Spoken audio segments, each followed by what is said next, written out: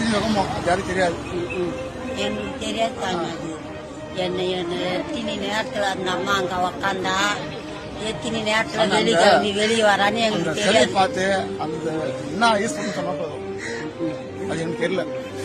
விழுப்புரம் மாவட்டத்துல செம்பாக்கம் அப்படிங்கிற ஊர்ல இருக்கிறோம். இந்த ஊர்ல வயல்வெளியில ரொம்ப காலமா கிட்டத்தட்ட ஒரு 700 வருஷம் பழமையான ஒரு சிவலிங்கம் இருந்திருக்கு. அது மக்கள் அவ்வப்போது வைத்து சாமி வழிபாட்டு பண்ணியிருக்காங்க. இருந்தாலும் முறையான பூஜைகள்லாம் செய்து அவங்க தெரிஞ்ச மாதிரி சாமி கும்பிட்டுட்டு வந்திருக்காங்க.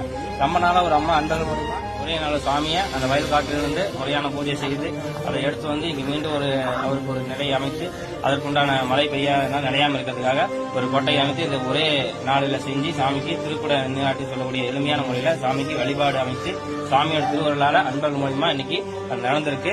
அதனால இது நடக்கக்கூடிய அனைத்து அன்பர்களுக்கும் நன்றிகள். மேன்மேலும் இந்த ஆலயத்தை வழிபாட்டு செய்து அன்பர்கள் மேல்நிலை அடைய வேண்டும், சைவ நிலைதான் தலைத்த ஓங்க வேண்டுமாய் அனைவரும் அன்பர்கள்